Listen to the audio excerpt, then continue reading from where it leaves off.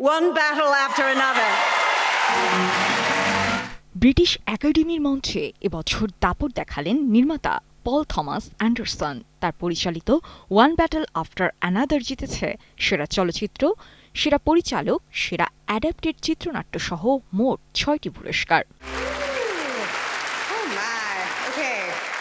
তবে শীর্ষ 2 বিভাগে টেক্কা দিয়েছে আরও 2টি আলোচিত ছবি, হার্মনেট ও সিনার্স। অস্কার মনোনয়ন পাওয়া সিনার্স জিতেছে সেরা মৌলিক চিত্রনাট্য ও সেরা পার্শ্ব অভিনেত্রীর পুরস্কার। বসুন্ধরা টিস্যু অশুদ্ধতার বিরুদ্ধে এক বিন্দুও ছাড় নয় পেয়েছেন উনোমি মুসাকো। এছাড়াও সিনেমাটি জিতে নিয়েছে সেরা মৌলিক সঙ্গীতের পুরস্কার।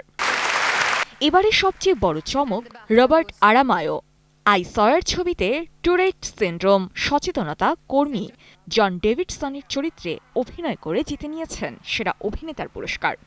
একই সন্ধ্যায় তিনি পেয়েছেন রাইজিং স্টার সম্মানও। বসুন্ধরা টিস্যু অশুদ্ধতার বিরুদ্ধে এক বিন্দুও ছাড় নয়। আবেগ আপ্লুত কণ্ঠে তিনি বলেন, সত্যি বিশ্বাস করতে পারছি না। I absolutely can't believe this. I can't believe that I'm looking at people like you.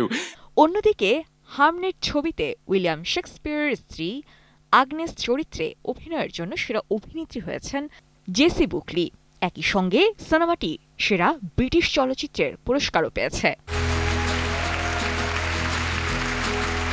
তারকাদের ঝলক, আবেগঘন বক্তৃতা আর একের পর এক চমকে এবারের বাফটা যেন ছিল সিনেমার এক মহোৎসব।